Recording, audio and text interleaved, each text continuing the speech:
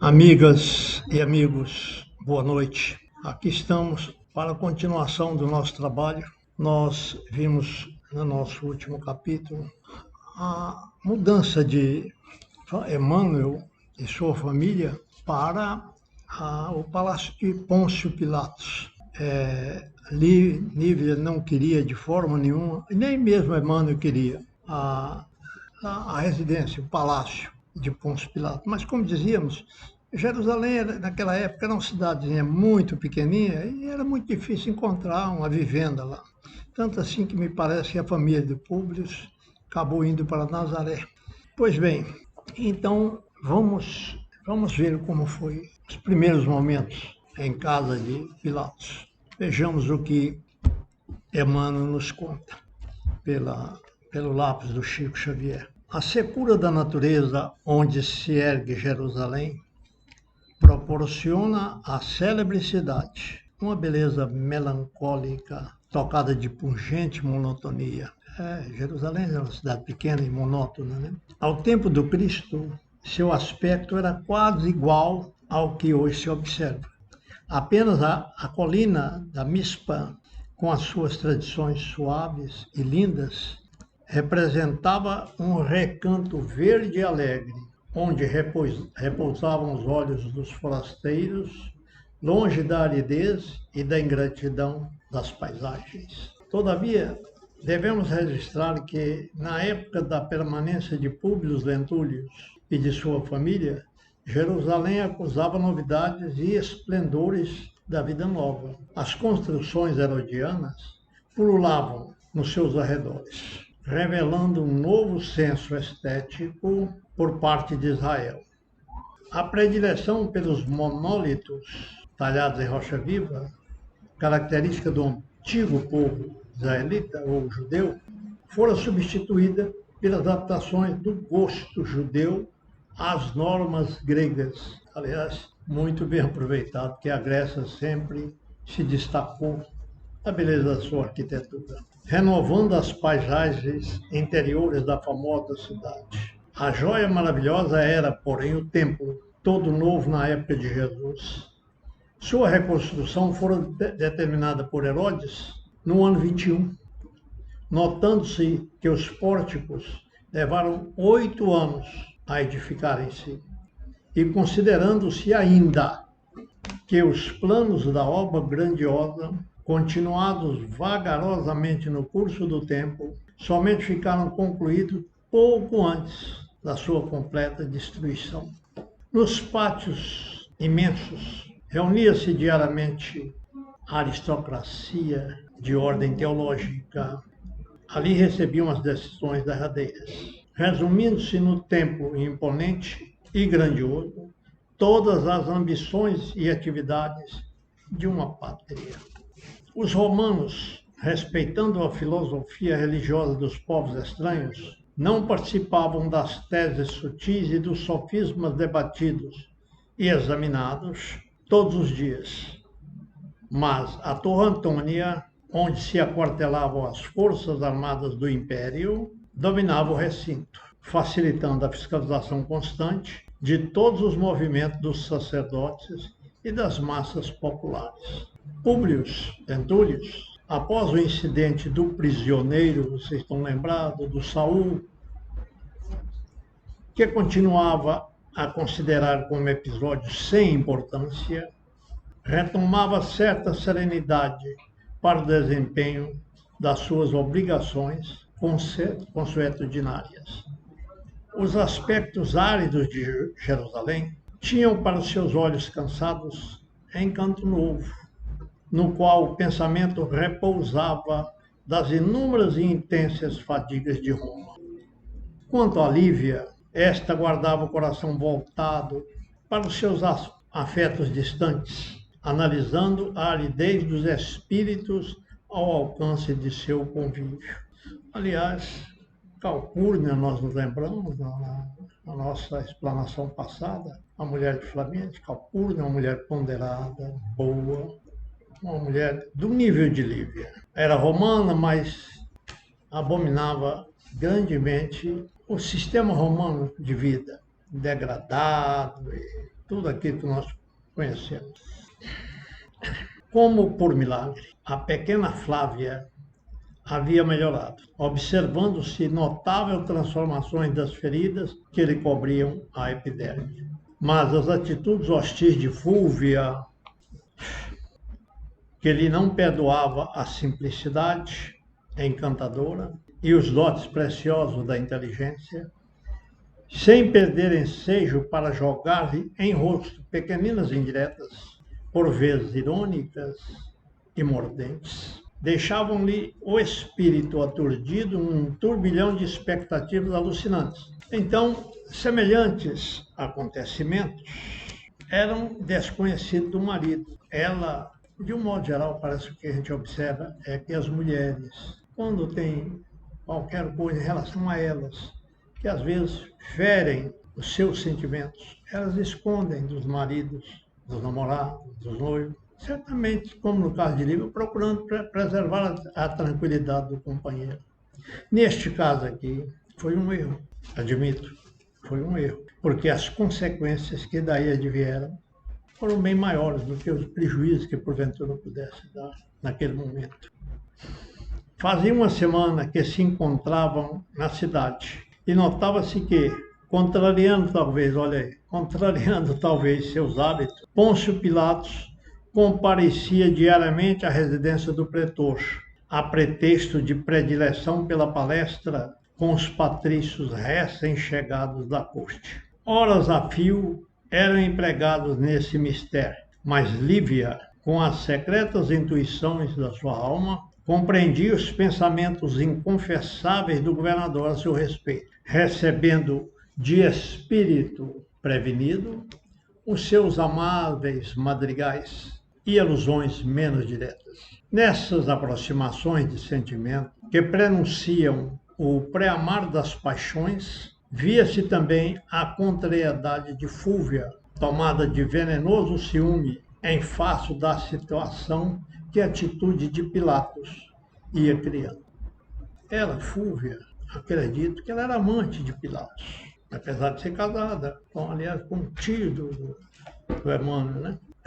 Por trás daqueles bastidores brilhantes do cenário, da amizade artificial, com que foram recebidos Públio e Lívia, deveriam compreender que existia um anel de paixões inferiores, que certo haveria de tisnar a tranquilidade de suas almas. Públio, principalmente, ele sabia aonde ele estava hospedado, que tipo de gente era Pilatos, que tipo de gente era Fúvia. Aliás, Fúvio, o marido, se estão se lembrados, foram, entre aspas, expulsos de Roma pelo imperador da época, em função exatamente do seu comportamento não aceito pela sociedade romana, que já era uma sociedade corrompida. Mas, mesmo assim, eles iam muito longe, o casal ia muito longe, razão pela qual o imperador da época os mandou lá para a Palestina. Inclusive, destituiu o marido de Fúvia de todos os seus cargos, que, certo, haveria de tisnar a tranquilidade de suas almas. Não entenderam, todavia, os detalhes da situação e penetraram de espírito confiante e ingênuo no caminho escuro e doloroso das provações que Jerusalém lhes reservava. É incrível, principalmente Públio, como trilhou esse caminho. Reafirmando incessantes obséquios e multiplicando delicadezas, Pilatos fez questão de oferecer um jantar no qual toda a família se reconfortasse e a fraternidade e a alegria fossem perfeitas. No dia aprazado, Sálvio e Públio, Sálvio é o marido dessa que nós acabamos de falar, Sálvio e Públio, acompanhados pelos seus, compareciam à residência senhorial do governador, onde Cláudia igualmente os esperava com um sorriso bondoso e acolhedor.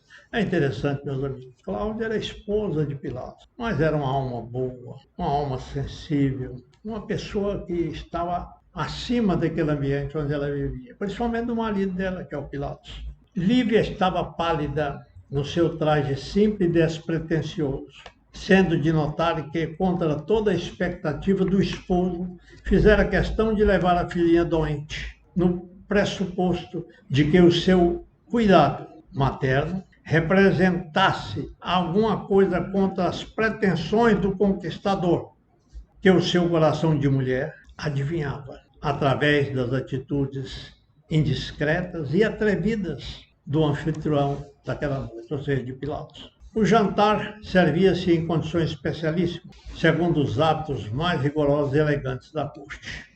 Lívia estava aturdida com aquelas solenidades que se desdobravam nos mais altos requintes da etiqueta romana, costumes esses oriundos de um meio do qual ela e Calpurnia sempre se haviam afastado, na sua simplicidade de coração. Numerosas falanges de escravos se movimentavam em todas as direções como um verdadeiro exército de servidores, em face de tão reduzido número de comensais. Depois dos pratos preparados, chegam às vezes dos vocadores, recitando os nomes dos convivas, enquanto os infertores trazem os pratos dispostos com singular simetria. Os convidados recostam-se então no triclínio, forrado de penugens cetinosas de pétalas de flores. As carnes são trazidas em pratos de ouro e os pães em açafates de prata, multiplicando-se os servos para todos os mistérios, inclusive aqueles que deviam provar as iguarias, a fim de se certificar do seu paladar, para que fossem servidos com a máxima confiança. Os copeiros servem um falerno precioso e antigo,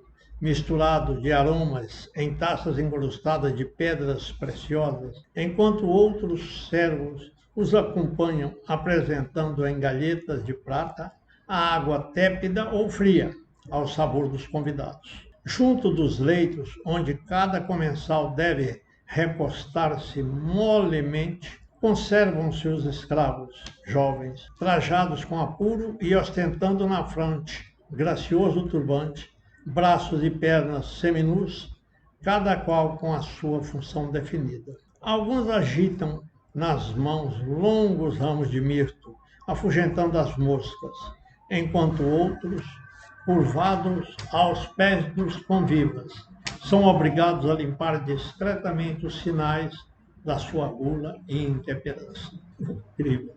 15 serviços diferentes sucederam-se através dos esforços dos escravos dedicados ao limite. Quando, após o repasto, brilham os salões com suas centenas de tochas, servindo-se agradáveis sinfonias.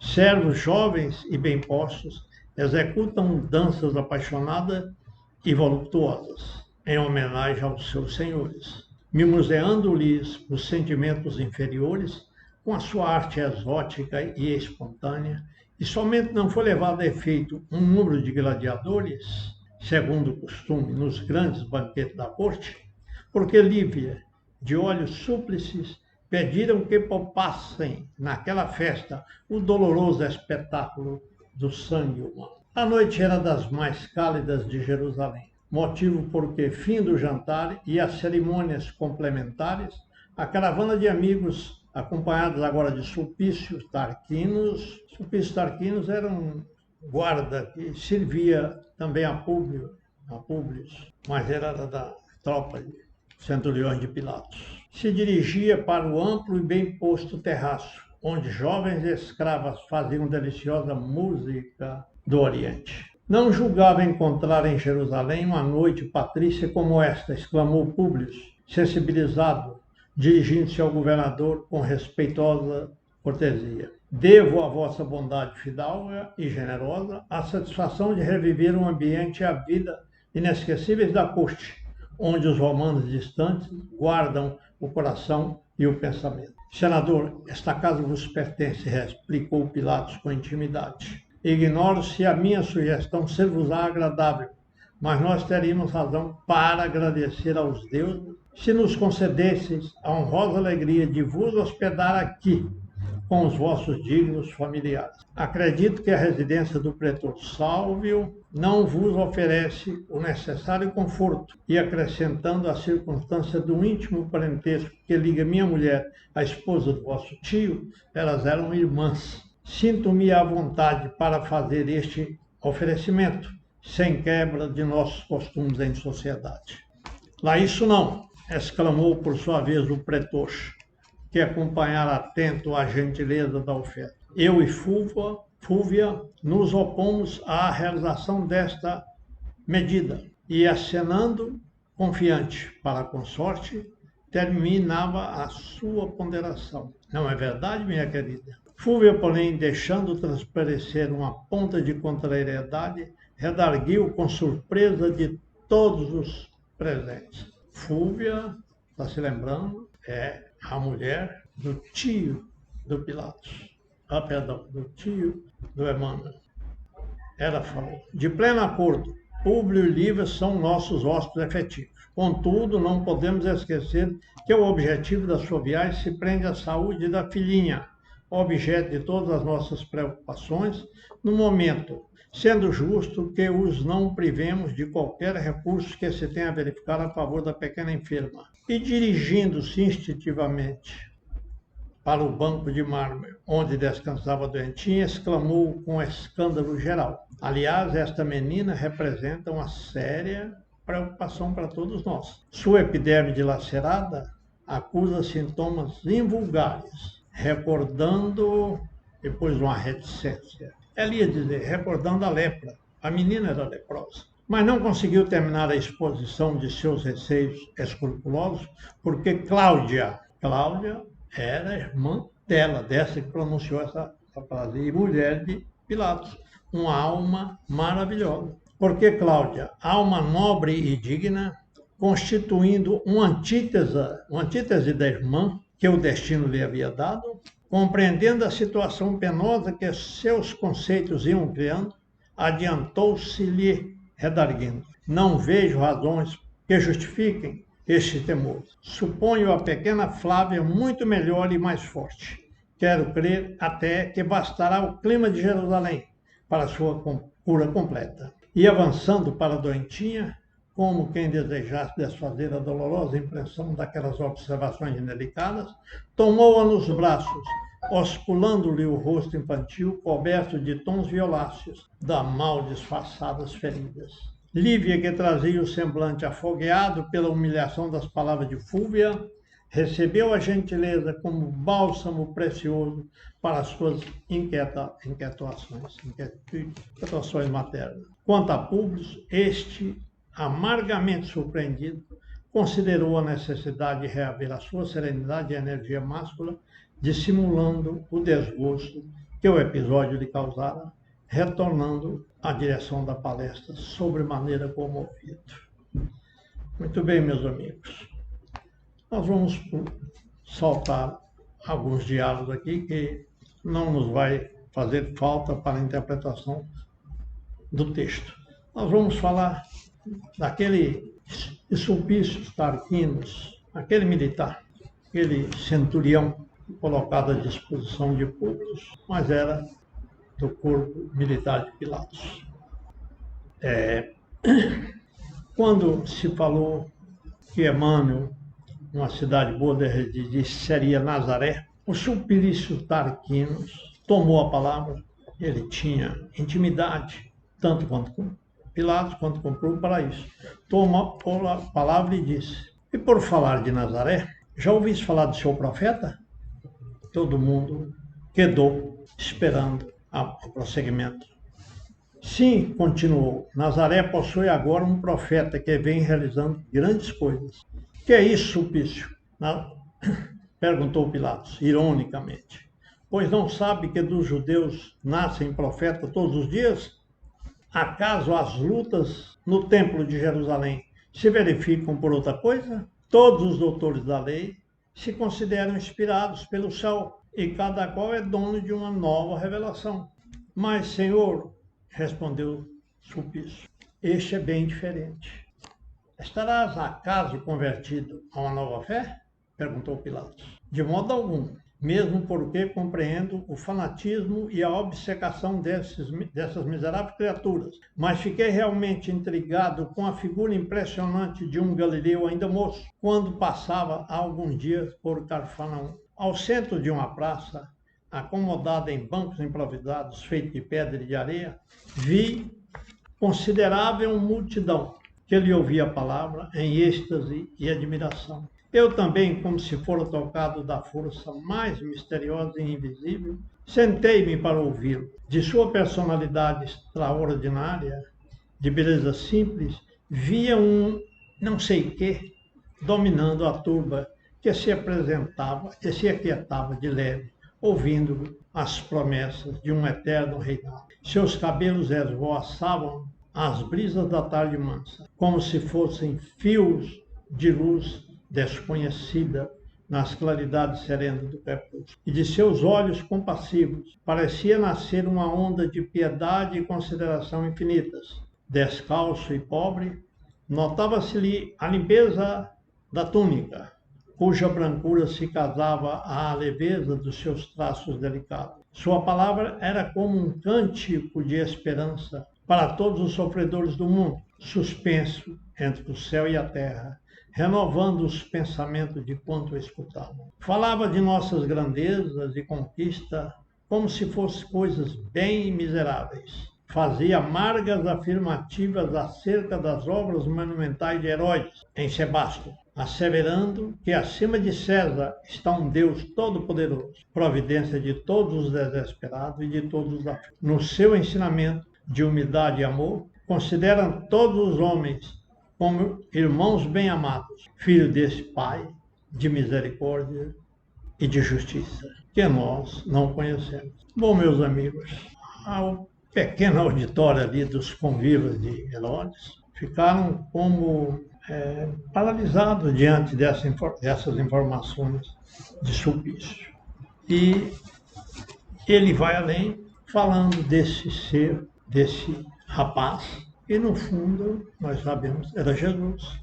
Jesus que pregava ali na beira do mar, na beira dos lagos, de forma que ele, depois disso, os convivas, seguindo a tradição normal dos banquetes de Roma, desceram, por sugestão de Pilatos, aos jardins.